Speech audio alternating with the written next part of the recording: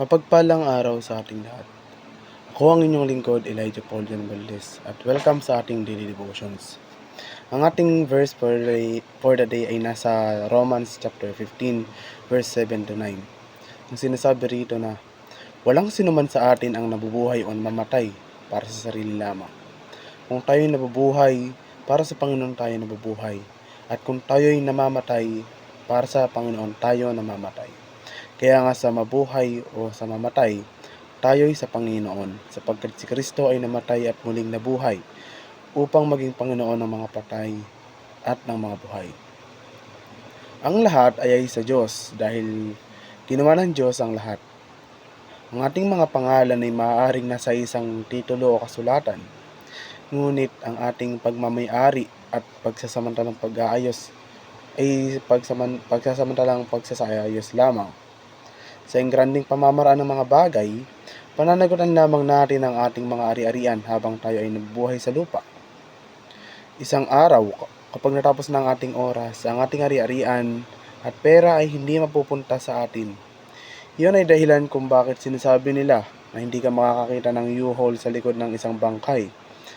Ngunit dahil ang lahat ay pagmamayari ng Diyos, maaari tayong magtiwala sa Kanya na ibibigay ang ating mga pangangailangan ngayon at higit pa.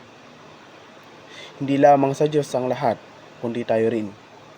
Makakaasa tayo na ang pinakamahusay ay darating dahil tayo ay kay Jesus. Palagi tayong pinaglalaanan kapag nakikinig tayo kay Jesus at gumagawa ng kung ano. Tayo ay umuunlad hindi dahil sa kung ano ang ating nagagawa, ngunit dahil sa kung sino tayo ay konektado. Kung ano ang sa atin ay una kay Jesus, at kung ano ang kay Jesus sa atin. Dahil bukas palad ang Diyos, mas marami siya para sa atin kaysa sa simpleng pamamahala sa kung ano ang pagmamayari niya. Nasasabik ang Diyos sa pagpapala sa atin habang tapat nating pinangangalagaan ang kanyang mga bagay. Nais niya ang mga dakilang bagay para sa atin, hindi lamang para sa sarili.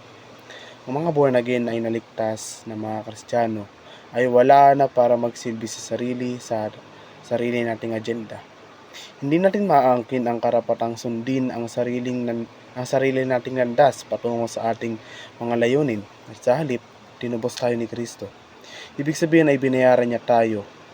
Tayo ay binili sa isang presyo o gaya na lamang na sinabi ni Pablo, nabubuhay tayo sa Panginoon at sa huli namamatay tayo para sa Panginoon. Buhay man o patay, pag-aari tayo ng Panginoon. Ang katotohanan na tayo ay nabubuhay sa Panginoon ay nangangahulugan ng ating pagpili ay dapat gawin sa kanyang karangalan at paglilingkod sa kanyang agenda. Sa konteksto ng Roman chapter 14, kasama dyan ang ating pagpili kung kakain ng karne o magdiriwang ng mga espesyal na araw. Higit pa riyan, dapat itong isama ang lahat ng mga pagpili na gagawin natin sa buhay na ito. Namamatay din tayo sa Panginoon.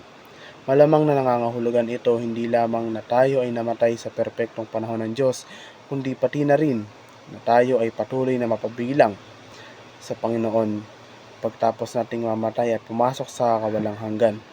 Tayo ay magiging pag-aari ng Panginoon magpakailanman.